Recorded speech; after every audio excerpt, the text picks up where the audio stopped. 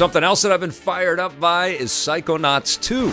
I have to admit, I have been shocked by the quality of Double Fine's Psychonauts 2. I enjoyed the first Psychonauts game. I thought it was a very clever experience, but it wasn't quite as refined as some of the other top-of-the-line action-adventure platformers out there. So when I jump into Psychonauts 2 and I see the fidelity and I see the shine and the polish and the experience kind of seeping through this game, it's so much fun to play. That is the core of Psychonauts 2. There are lots and lots of great hooks, lots of things to keep you engaged in this experience. The things that we would expect out of a Double Fine game, a sense of humor and some great clever writing and some interesting characters that have a lot of nuance and subtlety and interesting layers to kind of peel back. All of that is present in this game. That's the tough stuff to make, let's be frank. I mean, there are a lot of really, really tuned and polished experiential video games out there where you get the twitch sensation and the joy of play, but not that many games that you can count on for great storytelling and great character development. Tell me, child, what is your name? Rasputin. And tell me, who is the real Rasputin? The one you are with your friends? With your family? Or the one you save for your special someone? Is that the real you? Or are you actually a combination of all those different identities? And Double Fine has always been a master with that kind of stuff, and that harkens back to Tim Schafer and some of his colleagues' roots back making LucasArts adventure games. And when you play Psychonauts 2, you see that lineage, you see that heritage, it's in the gameplay. And of course now Psychonauts has been around as a franchise for 16 years, there's the VR game as well. But Psychonauts 2, and I have to think that it was that influx of support and financial resources that Double Fine's selling to Microsoft has benefited from, is exemplified in this game. This is a terrific stand toe-to-toe with the best in the business platform action title. It obviously has lots of other layers and lots of other things to keep you engaged, lots of funny moments and exquisitely crafted cut sequences that are well voiced and well written and well orchestrated. Clint Blazikian's music throughout this game is absolutely stellar. You're going to want to have it all cranked up. On top of that is a game that just plays very well. You're going to have the occasional quirk with some of the geometry, and part of it is because the world and the character designs of Psychonauts is so kind of antithetical to reality. It's not, square corners. It's not like super smooth. It's really kind of janky and twisty and pointy, and sometimes it's upside down.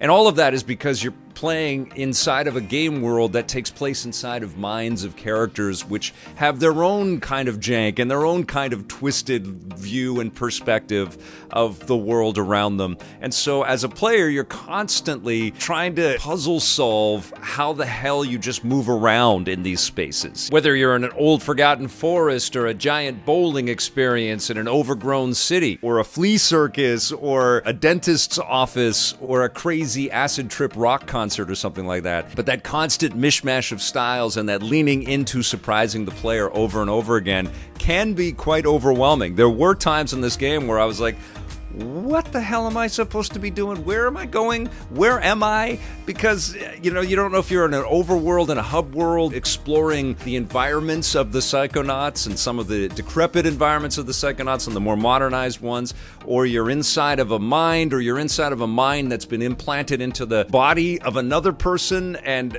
there's imagery leaking in, and there's story and subplot and threads leading back to the history of Psychonauts. It's all interwoven in there. So this is a game, and I have to be honest, I'm not a Psychonauts expert, and I don't know every one of these characters inside. I mean, I've gotten to know them through playing this game, but I certainly don't carry the lore around it, locked in my head like Star Wars or something like that. But I believe that this is a game where you don't need to be, familiar with the past to enjoy the experience of the present. But if you are, it is going to please you in some immense ways, because there's lots of callbacks and throwbacks and loopbacks, every kind of back. This is where it all began. No, Raz. This is where it all ended. but there's lots of joy and surprise of just figuring stuff out as you go along. The developers at Double Fine were acutely aware that not everybody was going to come to this with the predetermined history already locked into place. What this game does do with that history, though, is it makes you want to go back and re-examine. Now, I really want to go back and play through the first Psychonauts game. I want to play the VR Psychonauts game as well, Rhombus of Ruin. I was just charmed by this world in totality. I loved getting to know Raz's family a little bit. I liked that Raz was being treated as an intern by the agents of the Psychonauts, but he was also earning their respect and, taking more and more responsibility onto himself. He has some allies that give him gadgets and equip him with abilities along the way, and of course you unlock all of these great psi abilities, telekinesis, and you're able to burn things, and you're able to slow down time. You're able to create a different version of yourself, like a paper-thin version of yourself that you can use to unlock doors and solve puzzles and things. There are lots of great little treats all the way along. The game is never not giving you rewards, whether it's beautiful visual stimulation or a complete kind of redraft on where we're going with the musical score, or this cool environment that's drawn up for you, or even these little side conversations that you'll get into with characters all the way. It is sublime. I mean, it was just great, fantastic escapism. It's easily one of the best games that I have played in 2021. I have to be frank, I'm so shocked. I thought I was going to like it. I thought that this was going to be a solid 8 out of 10 type of experience, and I was going to applaud Double Fine.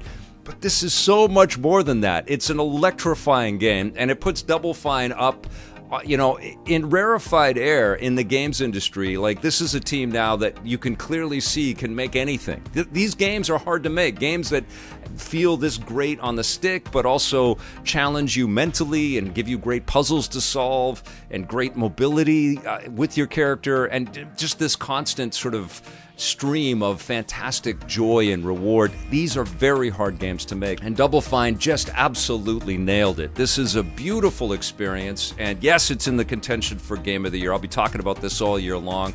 Xbox fans have no excuse but to download this thing because it's part of Game Pass, and it also starts to make it a really, really strong argument for why you would want to pivot towards Game Pass and get that subscription, because you're going to be able to play games like this on day one. It is exquisite entertainment, and yes, there are moments where there is a little bit of confusion, but that's kind of to be expected in a game where there's so much psychoanalysis and there's so much character exploration, inwardly and outwardly. There's a meta exploration element, and then there's an internal exploration element where you're really trying to help people.